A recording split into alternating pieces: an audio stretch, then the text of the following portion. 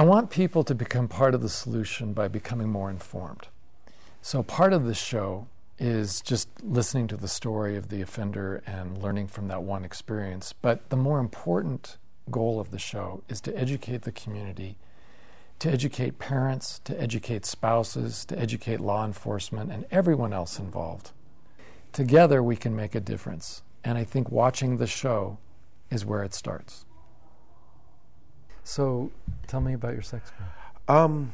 I was actually convicted for the crime of attempted use of technology to lure a child, minor over the age of 14.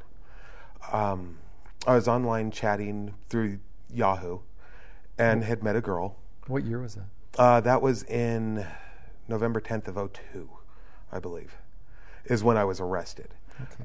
Her and I had actually been chatting for several months before I was actually arrested for it.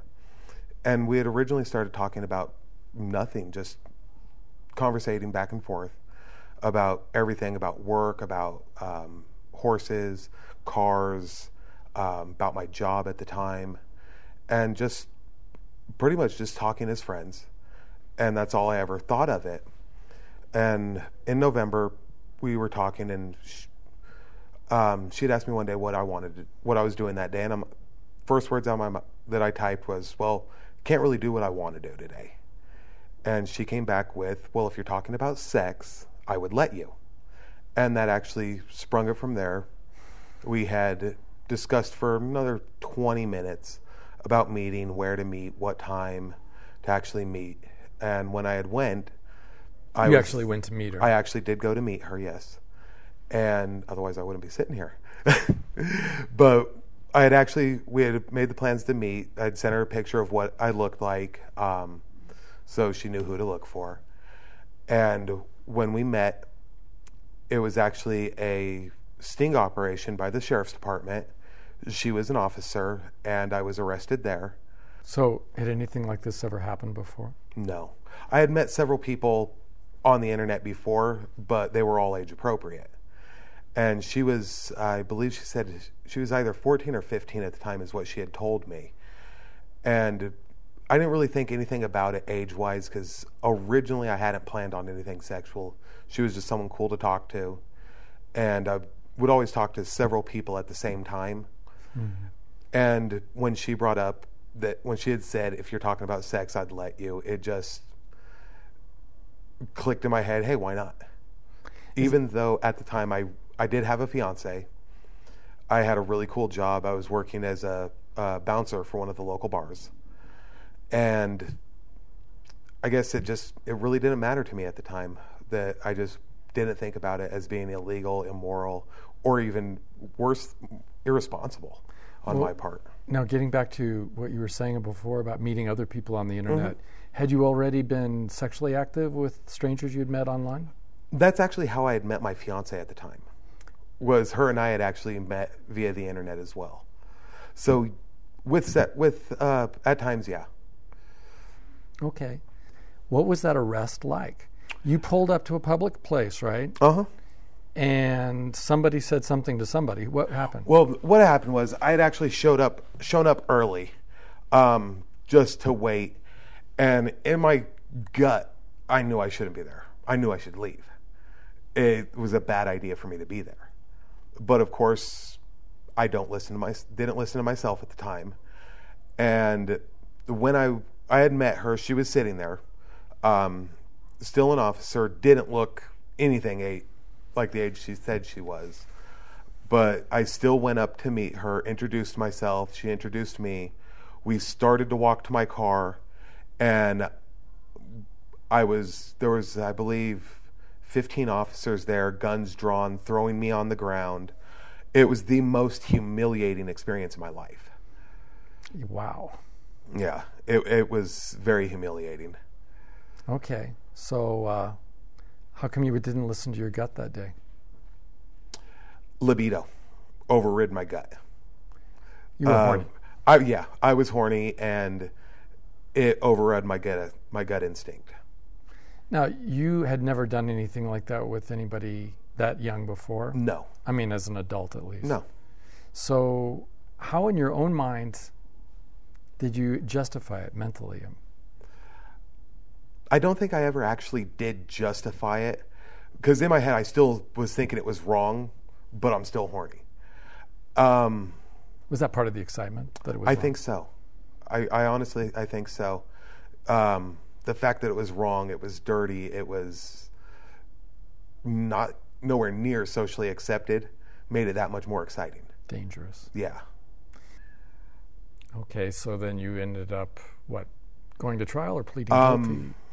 I took a plea deal to plead it down because the charges they originally had arrested me on were a lot more severe. They had charged me with, of course, use of technology to lure a minor. They pled that down to the attempted use, being the fact that she wasn't even a minor. It was a police sting operation. And they were also trying to, they arrested me on attempted sexual assault, though it never even occurred. And the way they were saying, they just had me really scared that I took the deal, didn't even think twice about it when they offered it to me, because they were all telling me that, yeah, most likely I'm going to get probation, I won't go to prison. This was coming from my public defender, who retired 2 days after my sentencing, was coming from the DA and from the Department of Parole and Probation. Were all telling me that, yes, I was going to get probation, don't even worry about it. And is that, in fact, what happened? No. When I was sentenced to 12 to 36 months in the state prison. I did 14 months. I was released from prison and put on parole for 6 months. And after the 6 months parole term, I was put on lifetime supervision. You're still on lifetime supervision? I am currently still on lifetime supervision, which is actually worse than parole.